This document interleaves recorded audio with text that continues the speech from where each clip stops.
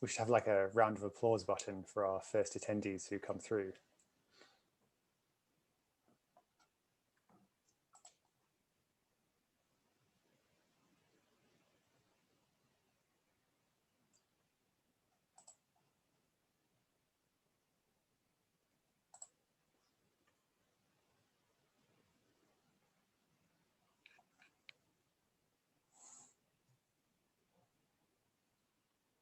Smashing. Hey everyone, welcome to the webinar today. I'm just going to give it a couple of minutes to let a couple of others through on the joining thing. I know that the internet can be a bit troublesome these days, so let's just hang fire until maybe 2 or 3 minutes past and then we can get rolling.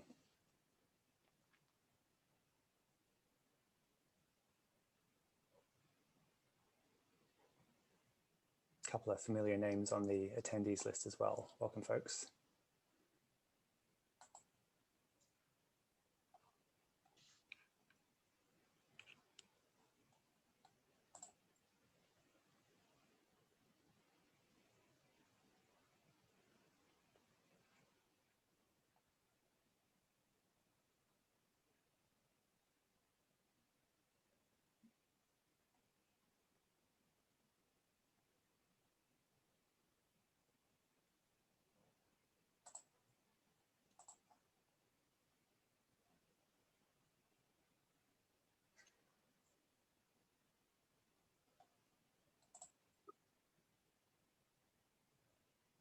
So I really should have came with some like interesting facts or something to get us through an awkward silence just as we wait for our attendees to join.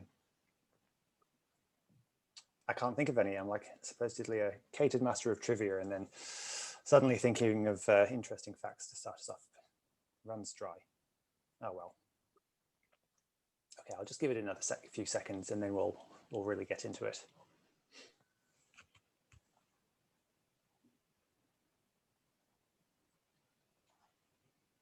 To go with a joke, Greg.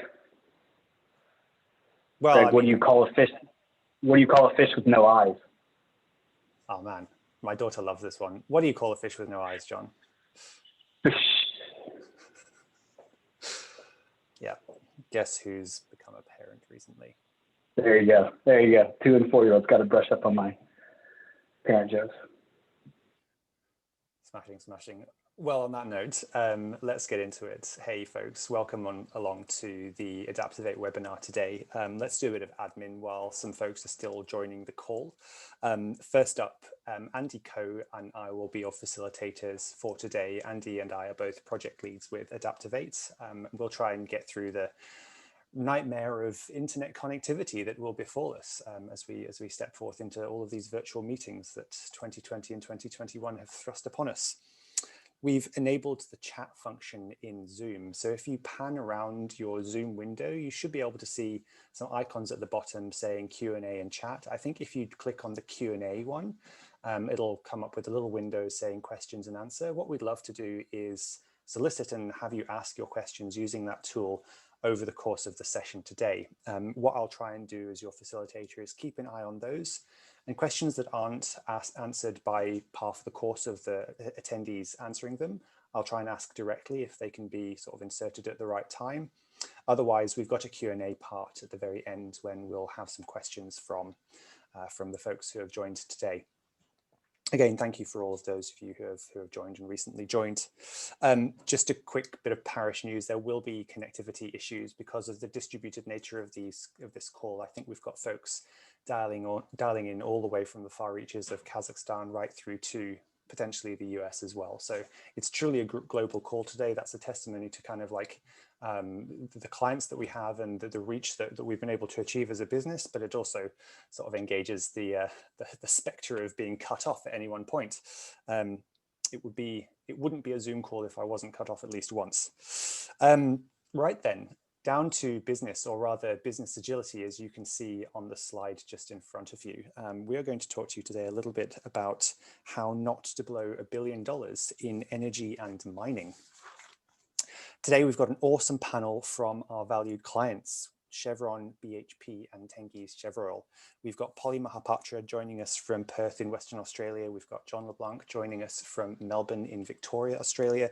We've also got Oirat Azbergenov from Atyrau in Kazakhstan, who is from TCO or Tengizchevroil. Sorry, I neglected to mention that Jon is joining us from BHP. We're also joined by Chelsea Bates and Charles Tan, our managing directors and principals from our Melbourne and Singapore offices here at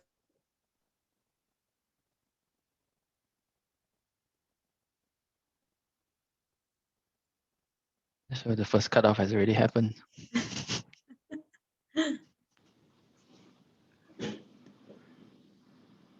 Probably for me to pick up now. And so he's just saying that Chelsea and Charles will be joining us today and to give a brief introduction on what business agility is all about. Right, Greg and I will be co-facilitating this.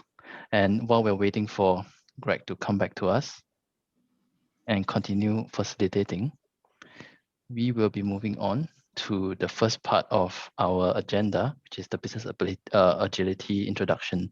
All right, I'll be handing over to Charles and Chelsea to give us a brief introduction on what business agility is all about. Thank you, Andy. And hi, everybody. Thank you very much for attending this session. And I'm very glad for having the privilege to speak to all of you today. In terms of business agility, the term there is pretty interesting because there is an ongoing trend where you see agile initiatives being led not just from the technology space, but by businesses in general. So hence why we call it business agility. And why might businesses contemplate adopting agile on a big scale? Very frequently, we hear our clients tell us three things. One of which is that many of the very large and successful organizations in the world are facing threats from very small, very nimble competitors who are entering their space and disrupting them. So a lot of large companies are trying to work out how do they actually react in this new competitive environment.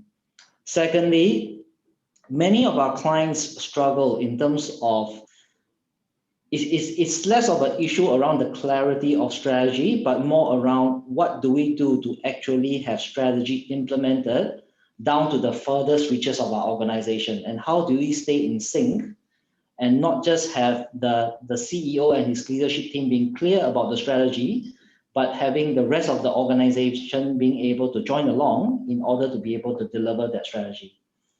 Thirdly, frequently nowadays, we all belong to organizations that want to be known as great places to work, where we are able to attract the best talent. And one of the most important factors behind that is to be able to create a very engaging working environment.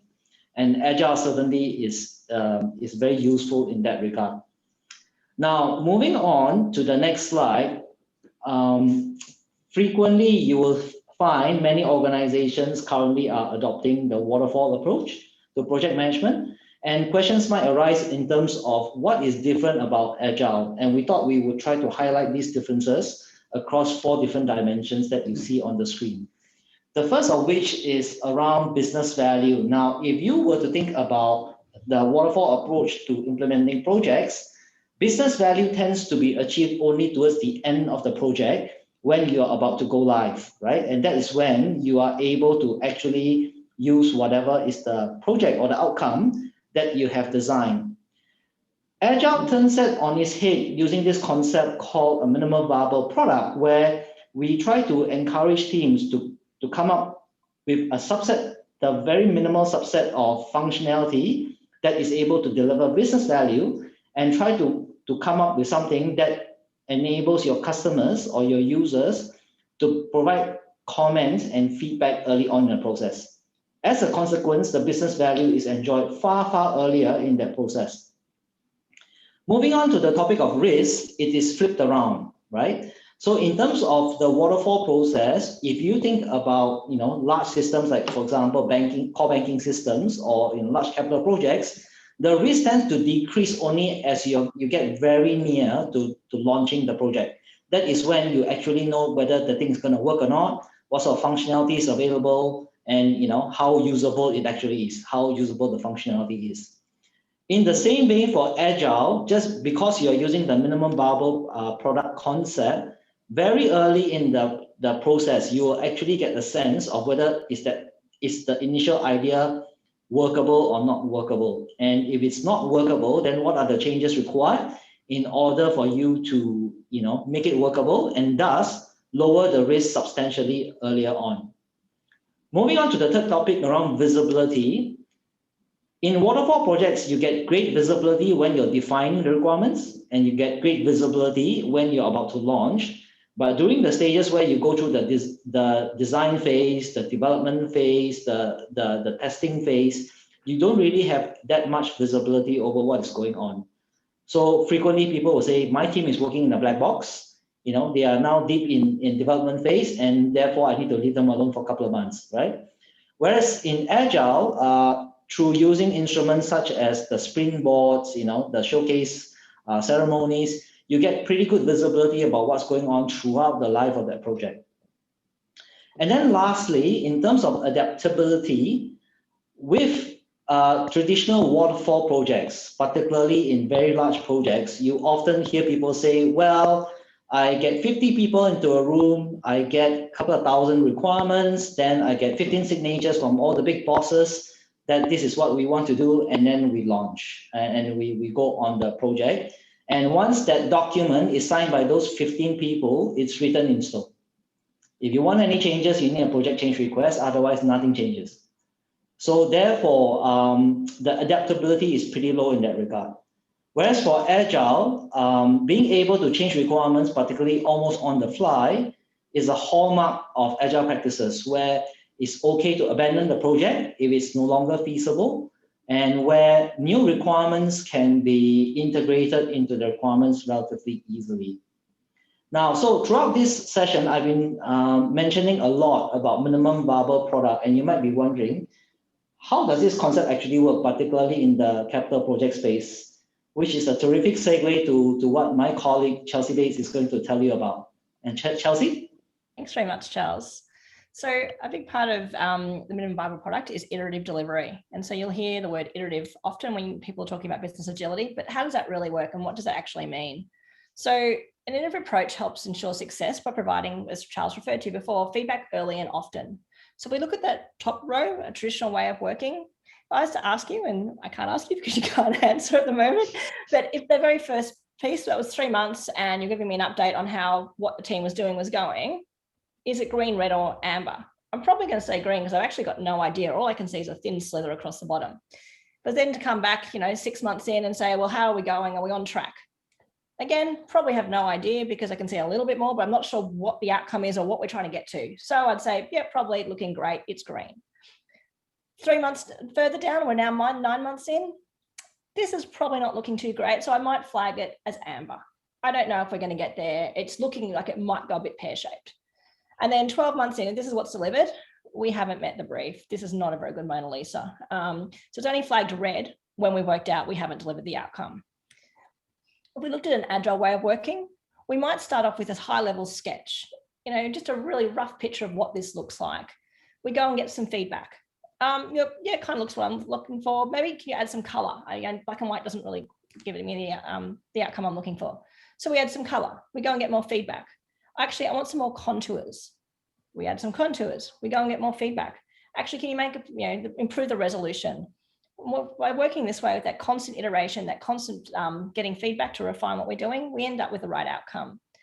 One of the things I always hear, pretty much most clients, oh, no, what I'm doing, too risky, highly risky. Agile would not work for what I'm doing. No, I'm working in strategy, definitely couldn't use this, or I'm in policy, I'm in government.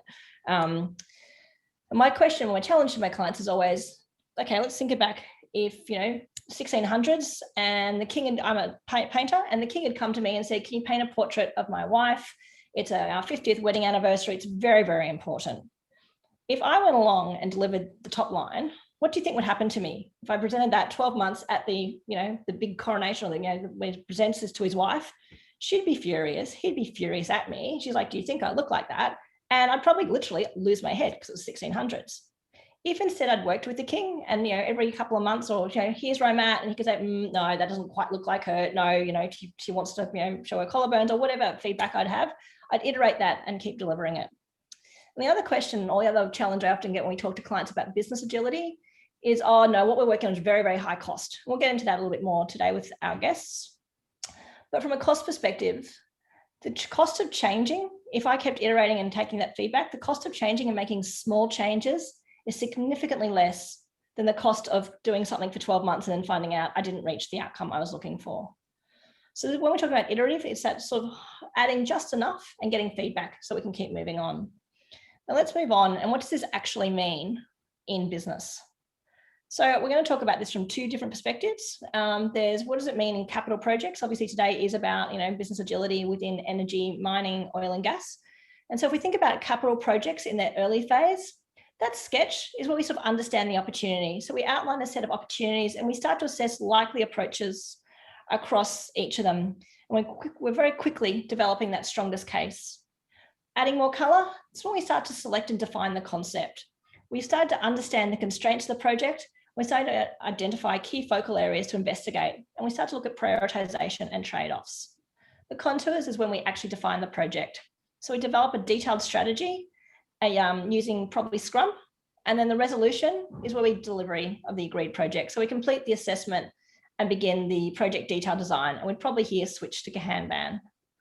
So that's from a capital projects phase. And then so we're talking today about business agility. So say we're in a corporate function, a strategy. I'm tasked with coming up with a strategy document. So my sketch could purely be an outline of the headings within the strategy document.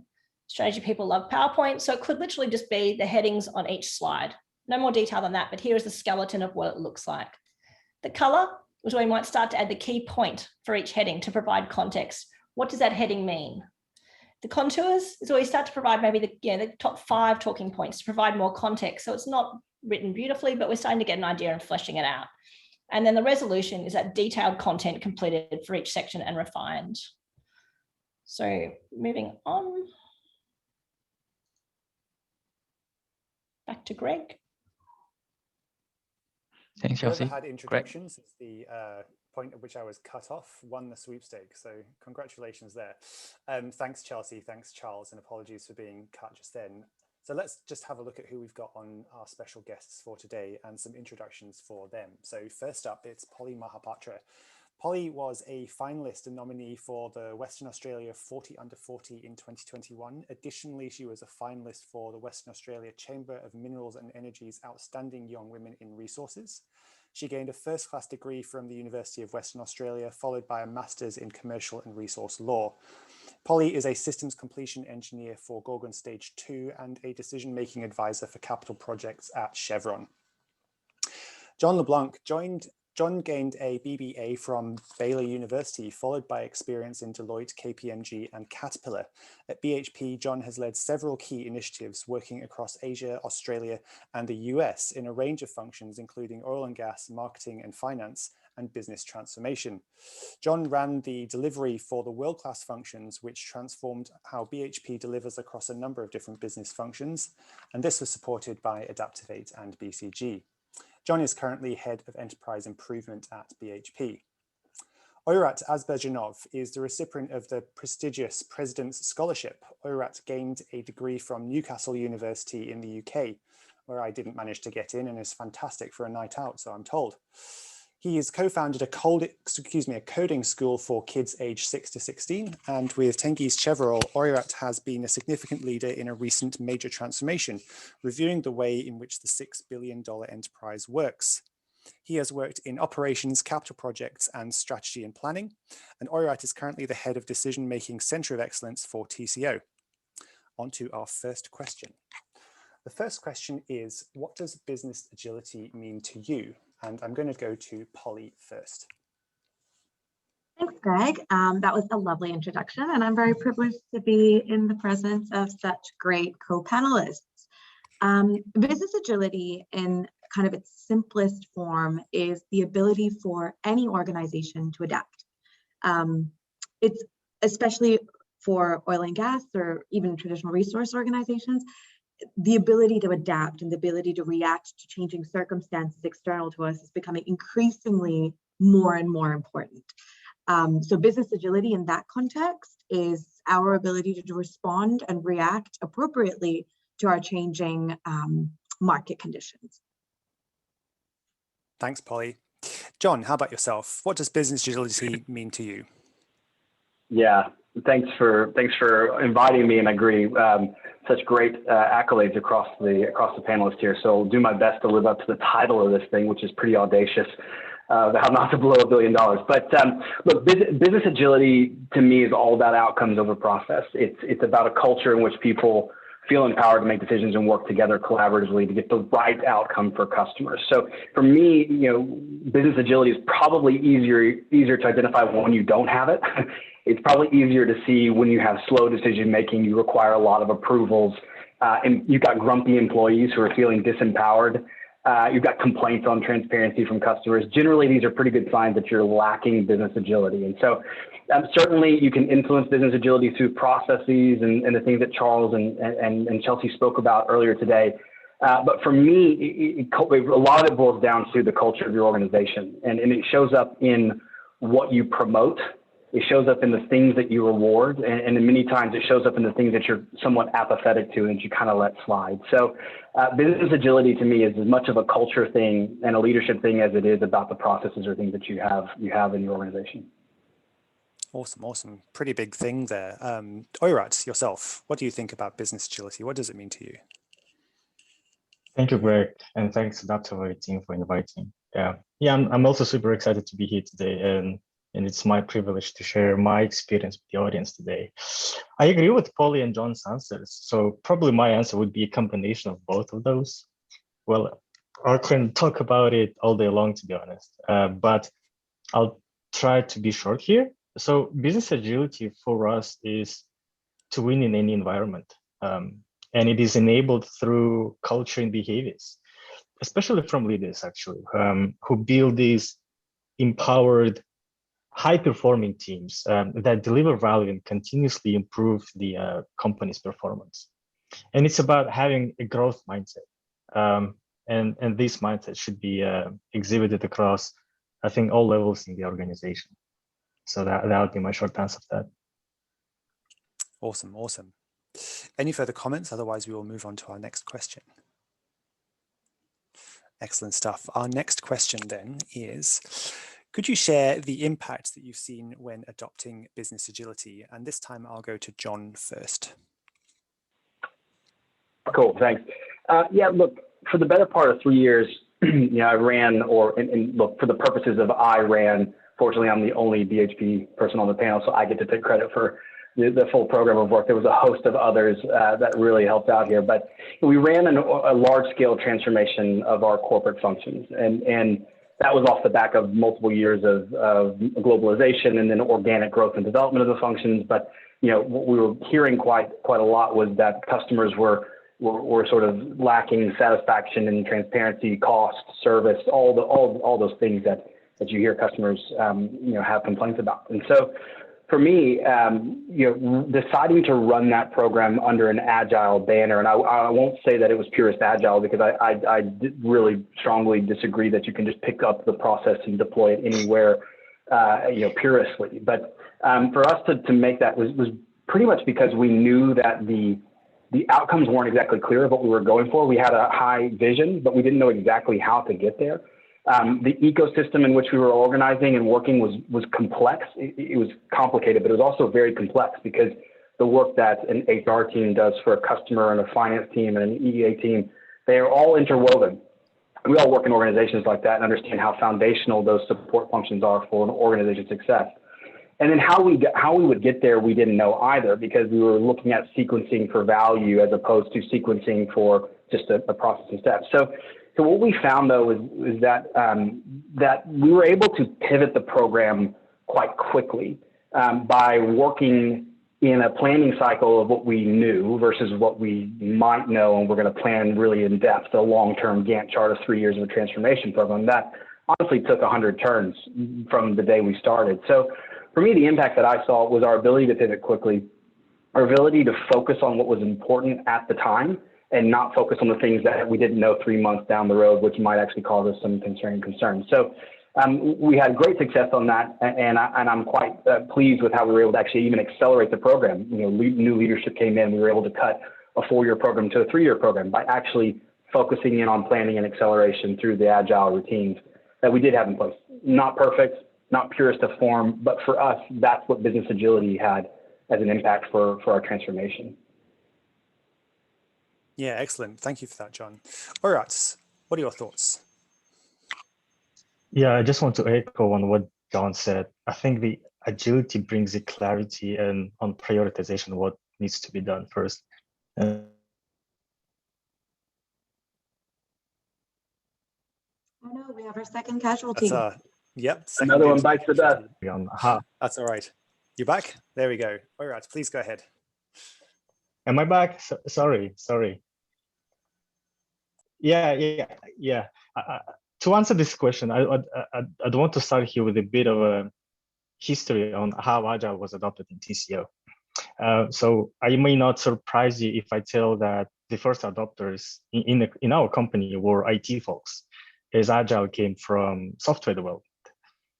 Right. So back in 2017, if I'm not mistaken, IT was the first in TCO to try and pilot. And today they transformed their entire operating model to Agile. And now they're using a scaled Agile framework, which is also safe, to deliver their products. So also back in 2009, Agile application in non-IT functions, and we started with capital projects. So up until end of 2019, we had multiple scattered pilots across the organization that run both IT and non-IT projects. Then we realized that in order to scale Agile in the right way, we need to have a center of excellence that would be some sort of, a glue or a knowledge hub for Agile in TCO. And that's how our team was created. We've held many discussions on where who should be placed. IT folks as early adopters had a good argument since it started from IT, then the COE should be a part of their team. But they didn't know how to apply it in non-IT projects. So at the end of the day, the decision was made that this COE should be part of strategic planning team. And we employed the IT and non-IT Agile adopters there. So the decision compromised everyone. So coming back to the question on impact, as a center of excellence, one of our responsibilities is to assess the Agile maturity and do surveys for the teams that we support. So we've seen thus from those surveys is that the agility increased the employee engagement. And there are several factors probably that can explain this, like developing the sense of autonomy or mastery of what they do and purpose. Employees feel valued when they see a broader picture, broader perspective of things. So they were not like simple doers that come to work and run the wheel, but they feel part of a team that has a mission. So, and we think this employee engagement also led to improvement in operational performance.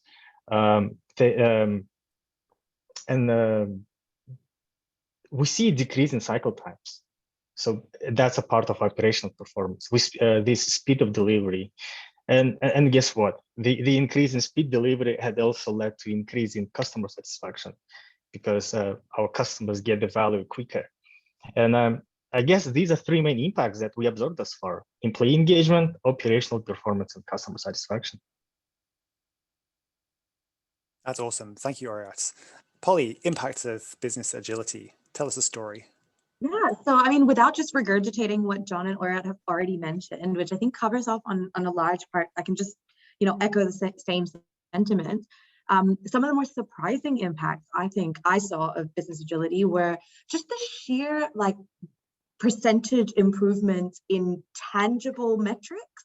That was really impressive to me. We were looking at 35% cost improvements on multi-billion-dollar projects.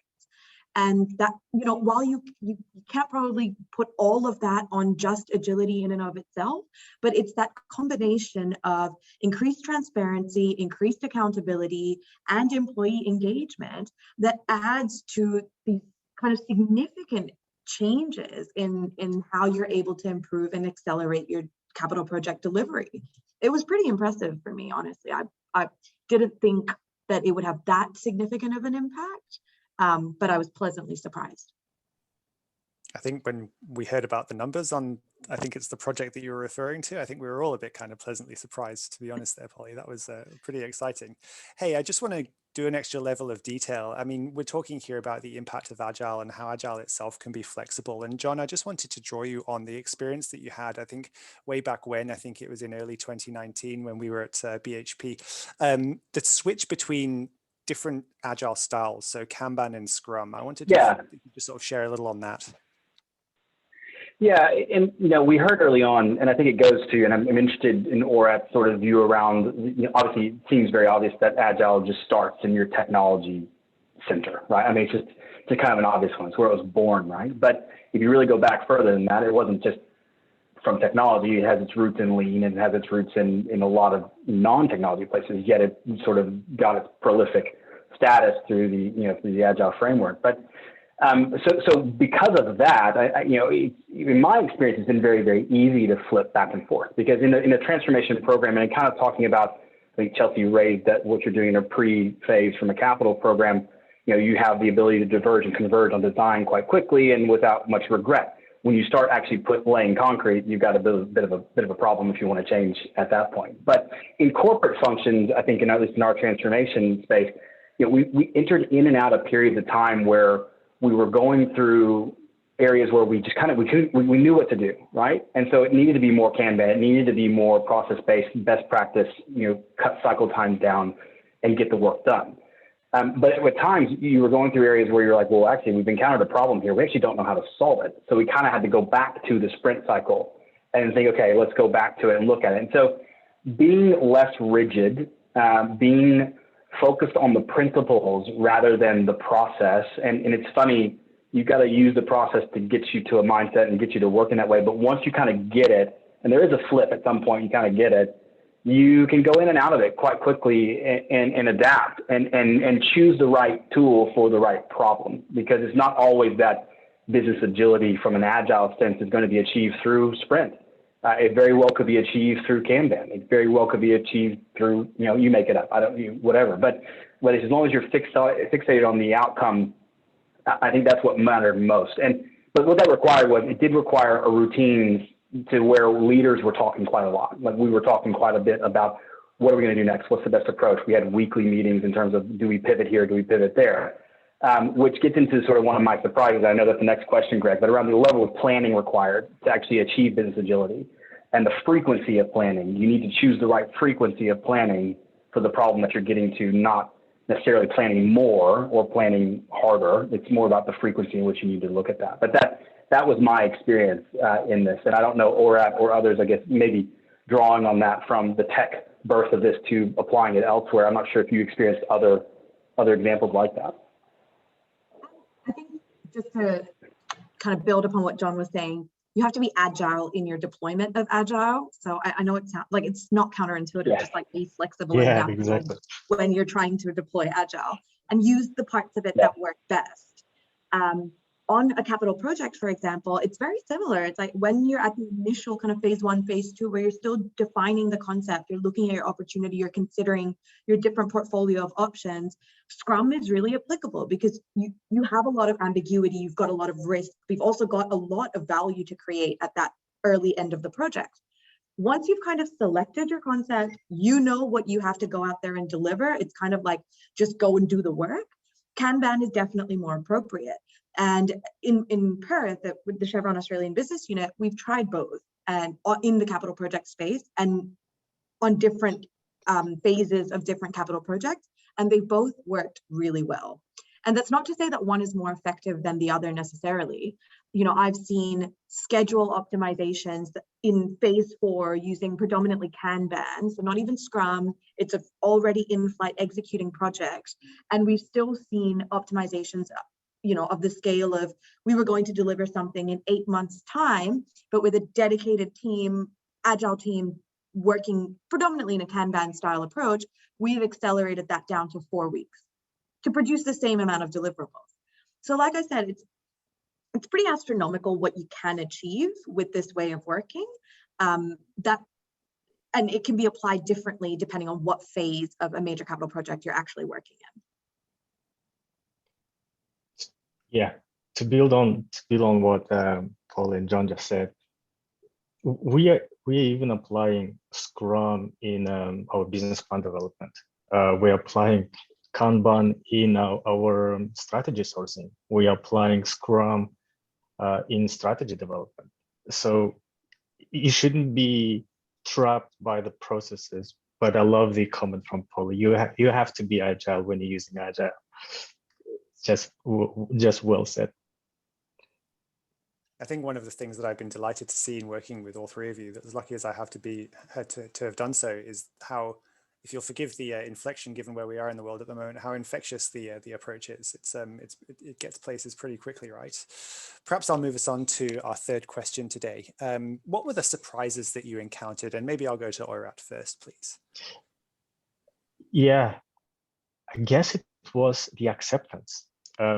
We are very conservative company, a conservative industry, but now agile is probably one of the most popular words in the organization. Everyone wants to practice it and be coached on how to be agile. And it was like an eye-opener for some certain functions in the organization. And as a center of excellence, we also built fluency among our employees on agile. So these trainings are, I think they are the most popular one in the company. The classes get full in hours once the schedule is published. So that's something that excites me as an agile proponent in Tengizchevroil. Thanks, Oirat. Excellent answer there. Can I go to Polly next, please? What surprised you about agile? Similar to what Oirat is saying, it's just I think it's the resistance to change is what surprised me. Because I think once you've tried it and once you've seen what agile can do for you, it's a no-brainer that this is the way that you want to work. It's totally a no-brainer. But then when you take that process to someone who's never tried it before and you're like, yeah, like, look at this thing. This is so great. Can we do it? And they're like, no, I don't have time. I don't have time in my schedule to, accommodate this new way of working. That resistance, that initial resistance to overcome that was quite surprising to me. I was like, hey, this is going to actually give you more time in your schedule. Just give it a shot. I guess in kind of the more legacy parts of our corporation, it's really hard to get that traction. And that was surprising to me. John, yourself. Yeah, so look, to echo the two, a quick story. So we did agile trainings across the organization when we were running out the program of work, everything from, doing the Lego game, which if you've done it, you understand what it is. It's really fun. But it's like a 3-hour it's a 2-hour exercise of like building a Lego town with not enough resources, not enough time, not enough direction. And so you literally live the entire agile cycle in a span of 2 hours. And it's pretty cool because you see people's minds flip like at halfway through going, oh, wow, like what I thought was a product actually can be something quite different. Because if I really clarify with the customer what they really need versus what I think they need based off of my experience, actually, I could solve that with just like that, just a conversation or a shoe on the table as opposed to a built thing. Anyway, that's an internal example. But I ran that with, I actually ran a version of our agile game with the petroleum leadership team that we have in Houston. And it was very interesting to talk about legacy operations and people working in a very specific way to actually get them to start thinking differently about solving problems. And it was eye-opening, I guess, in terms of this. It's not rocket science, to be honest with you. In a lot of ways, it's just good leadership and it's just good management. But what it does is it gives you the tools and the ability to actually codify that a bit. And so while I do rag on process a bit because I do still think we need to always focus on outcome, the process is actually a mechanism for you to actually get to get to that mindset. And once you get to that mindset, then you can really advance in your practice. But I do think maybe what surprised me the most is the MVP concept and how hard that is from traditional leadership to actually get that across people expect, I think, in traditional leadership to get the shiny product that they want, and they're going to almost expect to tell you why that product doesn't work, and they kind of expect you to go back and reiterate that full product again. This concept of working in MVPs is a very uncomfortable one for a lot of people. And actually, but when you start to get them to the point that you can actually, like, I could spend 6 weeks and design what I think you want, and come back to you with a product, and I know you're going to tell me to go away and you're going to take another 6 weeks, or I could spend 2 weeks, draft you what I think it is on a piece of paper, put it in front of you and ask for feedback. You know, wow, that's actually an empowering way of working. So I think it's just, maybe it's more around that concept of what surprised me was the resistance at times, but then once it clicks, it's like, yeah, okay, this makes a lot of sense, and there's a lot of acceptance and groundswell and creation of good ways of working that you hadn't even thought of either, and being agile, inter-agile approaches Polly had mentioned.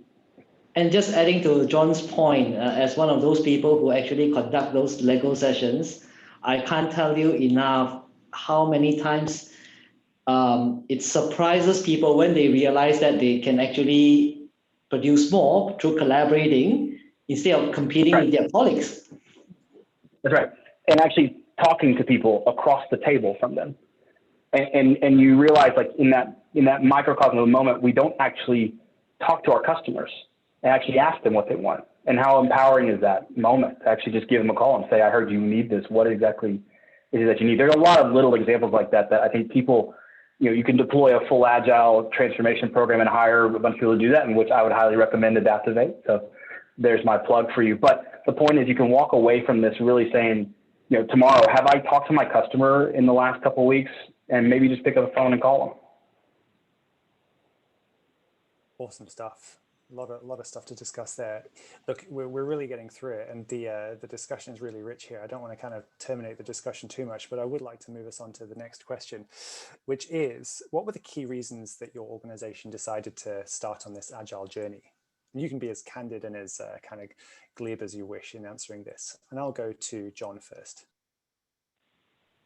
So I'll take a slight detour on answering this, but I think I answered the organization question. Our problems were uncertain. We didn't know how to get there, and we needed to have high engagement early on. And so I think for those sort of key agile tenets, like we chose to go down this route of running our transformation that way. What I kind of would maybe pivot to, sorry, Greg, take a little bit of liberty here, is sort of why I went on the journey personally.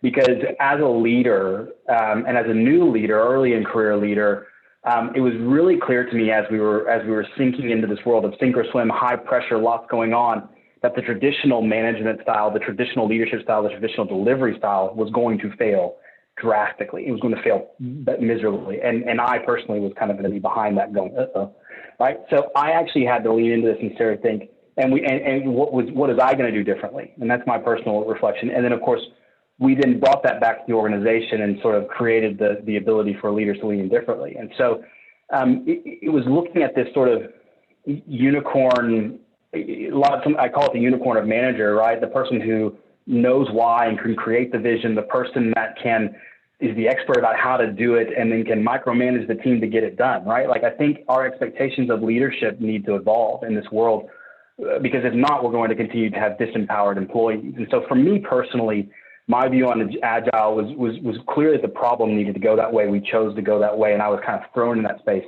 But for me personally, I wanted to be a different leader, and this was an avenue to do that. And I could still deliver what I needed to through a traditional organization, but by applying these principles, really changed who I am from a leadership perspective.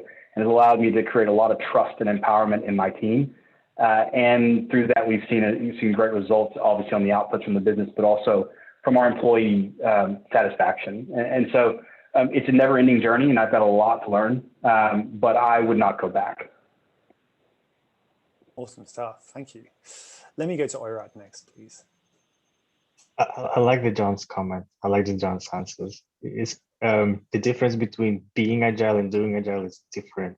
And being agile, it's not easy, but once you start exhibiting those behaviors, you don't want to come back.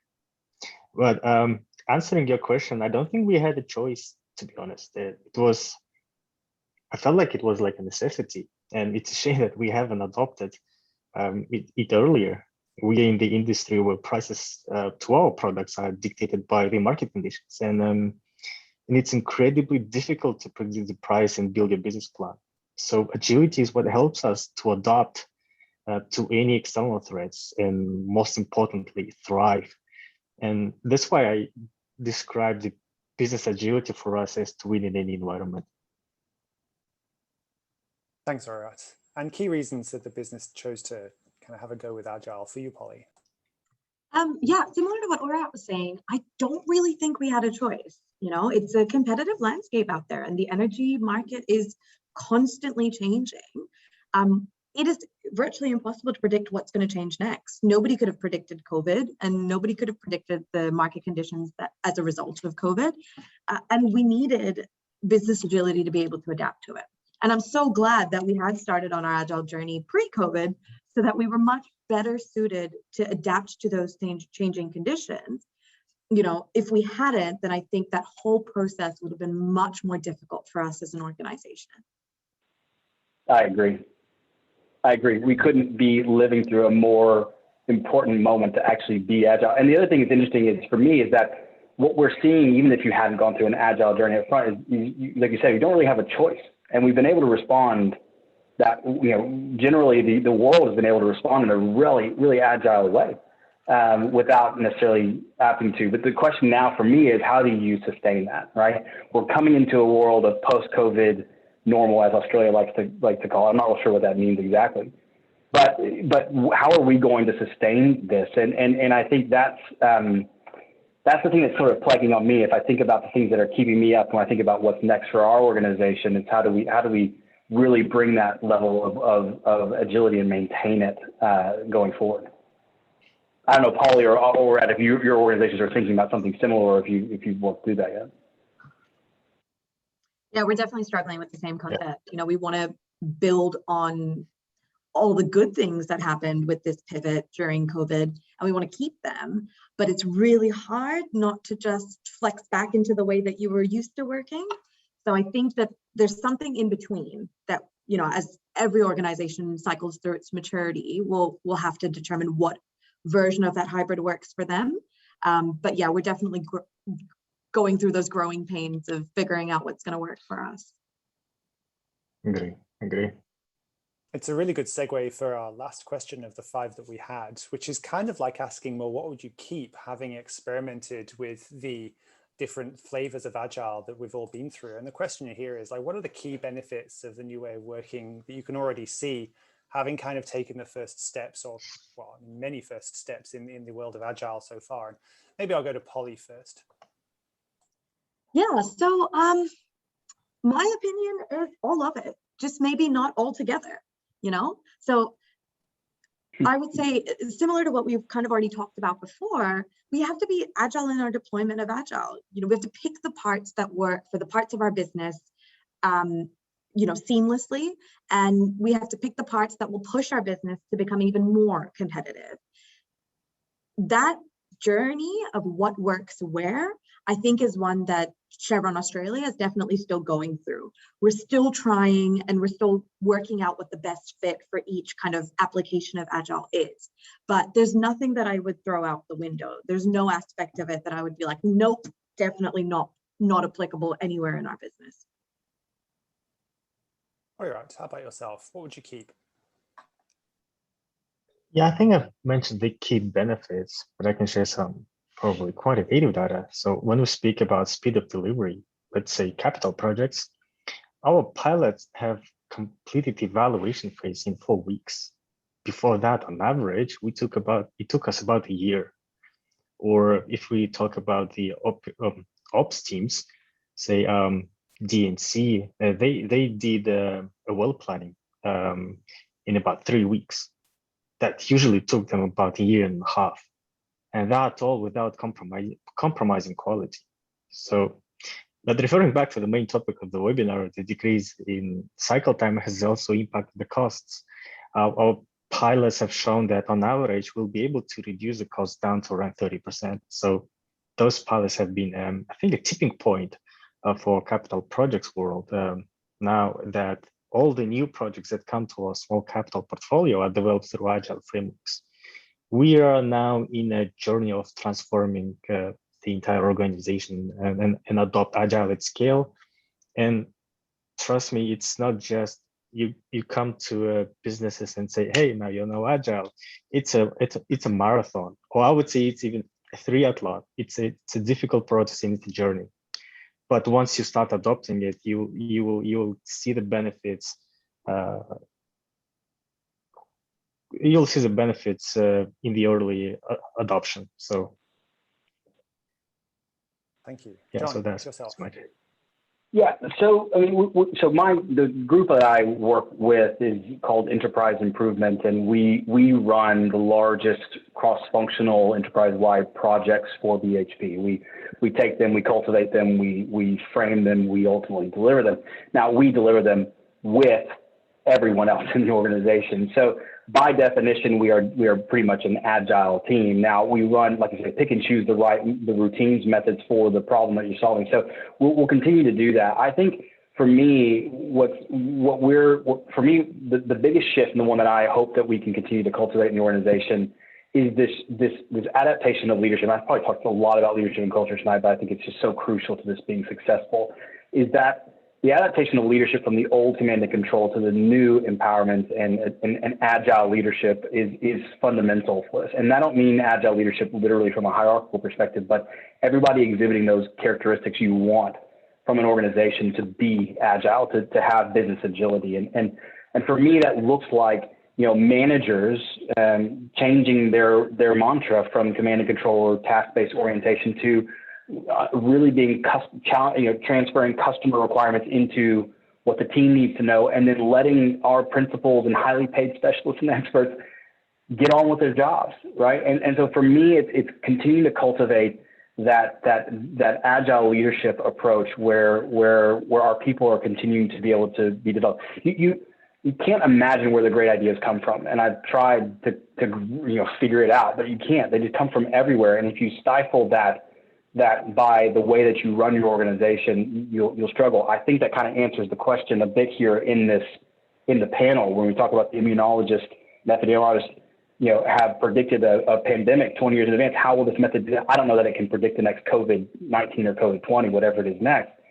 But what I can tell you is if you deploy this, you'll actually start to listen to people. You actually will start to hear both from your customers and from your people. And you'll have actually a way to raise up those risks formally to the organization and actually either address them or put them on the board for the backlog for later. But when you work this way, there's nowhere to hide.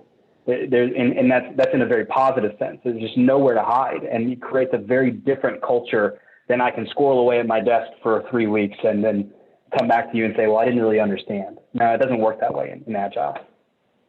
Yeah, I want to echo Jon. So sorry, if I may just add very quickly to the points from both Oirat and Jon. In terms of some of the benefits, I've been told by 2 senior executives that one of the things they appreciate the most was how Agile enables people to say no, or to choose, what does actually bad looks like, i.e. the things that you choose to not do, right? And Agile creates a lot of visibility and transparency in terms of what are the things to avoid, so that then you achieve more efficiency by focusing only on the stuff that really delivers value, and you get that a lot quicker. So they've told me, like, in one instance, there was a team formed where they were doing investments analysis, and they initially shortlisted like 60 opportunities, and they got down to 8 within the span of 6 weeks, which was absolutely amazing. So just by eliminating a lot of bad ideas, but doing it really quickly, actually helped to save them a lot. Thanks, Charles, and thank you so much to Polly, Oirat, and Jon for their wise answers and kind of lived experience from the questions there. We've got a little bit of time left, so I'd like to see if we can field a couple of the questions that have come through from the panel. So, excuse me, from the audience here. First up, there was a question, I guess, kind of primarily aimed at Jon, but also I think it's just as applicable to Polly and Oirat. Did business agility efforts make their way to the mine sites or only to head office? What does agility look like on a mine site? And I guess we could talk to kind of operations and sort of late stage capital projects for Oirat and Polly. I'll go to Jon first.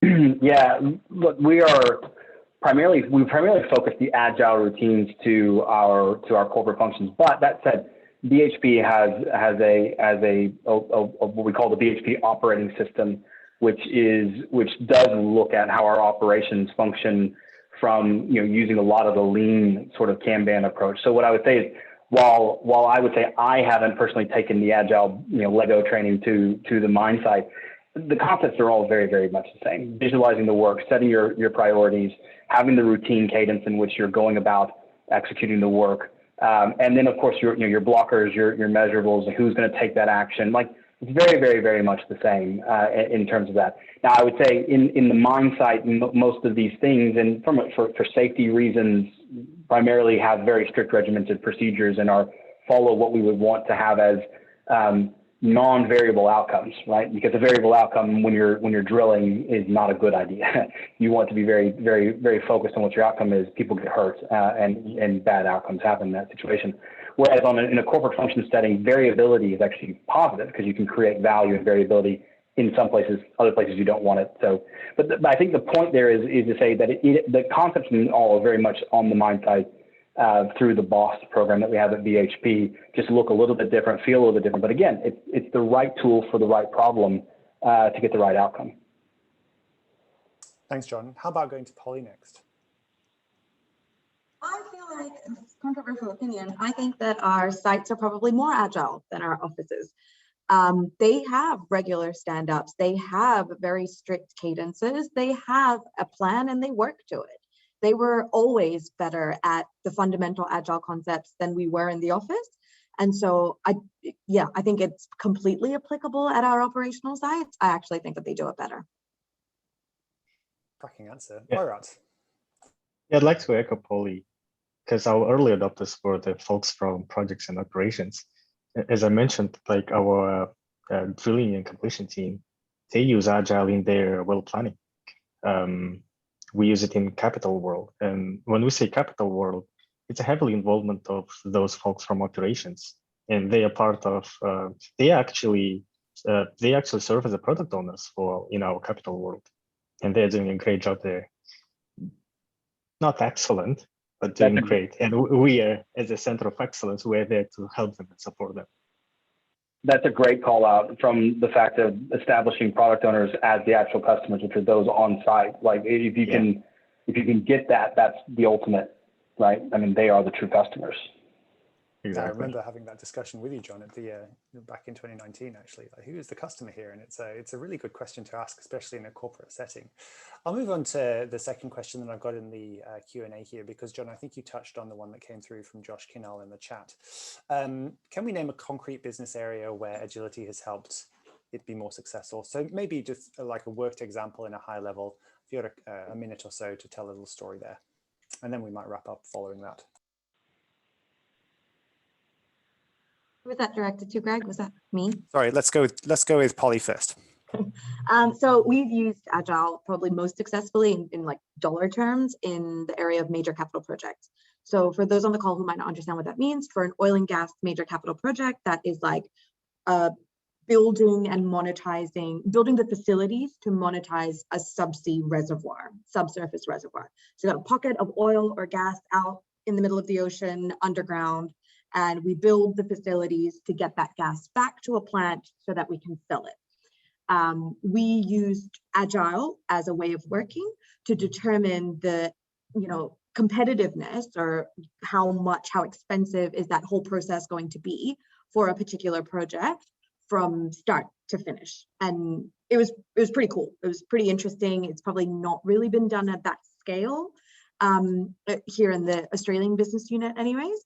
And it was a very interesting pilot program to be a part of. And we managed to establish 35% cost reduction over the course of a 4-month Agile working team focused on that particular activity.